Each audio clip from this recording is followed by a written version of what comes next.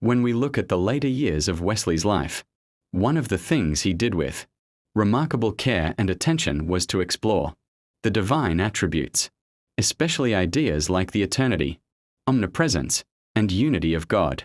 He didn't just mention these things in passing, he really got into the details, working through them in his homilies. And while the homilies aren't extremely long or densely packed, they are sufficiently rich to show us the main outlines of what Wesley believed about God. He wasn't trying to write a massive treatise, but he provided enough guidance for anyone who wanted to grasp his understanding of the divine. Now, Wesley didn't come to his understanding in isolation. He was steeped in ancient Christian thought and the teachings of the early ecumenical councils. That was the backbone of the Anglican evangelicalism he grew up with and embraced throughout his life. At the same time, he was very close to the classic Protestant sources. He read and reflected on Luther and the Augsburg Confession, Calvin and the Heidelberg Catechism.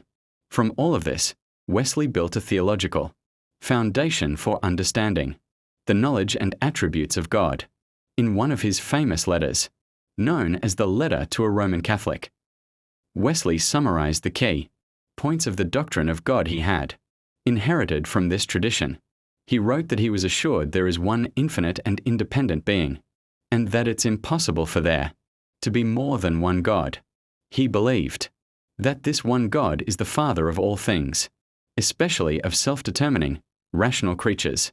And he went further, emphasizing that God is in a special way the Father of those whom he regenerates by his Spirit, adopting them as co-heirs with his Son.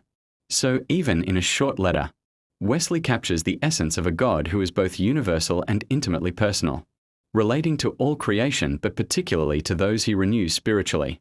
When it comes to the eternity of God, Wesley gave this topic more explicit treatment in one of his homilies. Homily number 54, on eternity, based on Psalm 90 verse 2, from everlasting to everlasting, thou art God. He draws an analogy here that is quite helpful. Just as immensity refers to boundless space, eternity refers to boundless duration. Omnipresence tells us that God is present everywhere in space. Eternity tells us that God is present at all times. There was never a moment when God was not, and there will never be a moment when God will not be. This isn't just abstract theology, it's a way of understanding God is intimately present in every moment of existence. Wesley then introduces a subtle but important distinction. Eternity, while unbroken and infinite, can be thought of in two directions. On the one hand, there is eternity past, which he calls a party ante. This is the duration that stretches from everlasting, the eternity that existed before creation, the fullness of time before now and all past moments. On the other hand, there is eternity yet to come, a party post, which stretches from the present moment forward without end. Viewed this way, time itself is like a fragment of eternity, a limited portion of duration carved out for human experience. The eternity of God, by contrast, surrounds and embraces all of time, and we only ever experience a brief, fleeting glimpse of it in the present moment. But Wesley doesn't leave eternity as a distant, abstract concept. He brings it into the lives of his hearers by asking them to consider eternity as a present decision. He invites people to imagine standing before God, fully aware of the eternal nature of existence, and making choices now that echo into the unending future. To be faithful, to embrace God as the Lord of time, is to allow that eternal perspective to reshape your life, your relationships, your character, and even your impact on society. The renewed heart, the person who truly takes eternity seriously, becomes someone capable of meaningful action in the world, ethically, socially, and economically, because their decisions are grounded in the eternal rather than the fleeting. Wesley provides a very concrete way to think about this. Imagine, he says, that right now you are deciding whether to accept eternal life or reject it. Every moment is a choice, to enter into unending relationship with the eternal, to choose a life of blessedness, or to miss what is eternally good and worthy of worship. This is not some theoretical, once-and-for-all decision. It is happening continuously in every temporal moment. Human existence, according to Wesley, is this constant process of choosing, each, instant leaning either toward joy and eternal life or toward despair and emptiness, and understanding. Life this way is transformative, because it gives gravity and significance to every present action. He even frames it in a strikingly vivid way.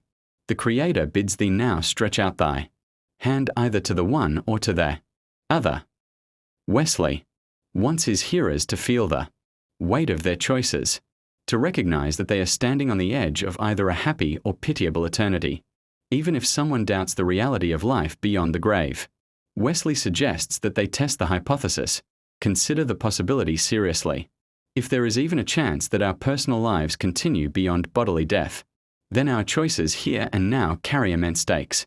This awareness alone can shape behavior, moral reflection, and engagement with the world. What's beautiful about Wesley's approach is that he doesn't make eternity a remote abstraction. He shows that eternity is intimately connected to human action in the present, that God's boundless duration intersects with our daily choices, and that recognizing this changes everything. Faith isn't just believing in doctrines, it's living in the awareness of God's eternal presence and letting that awareness inform how you act in every moment.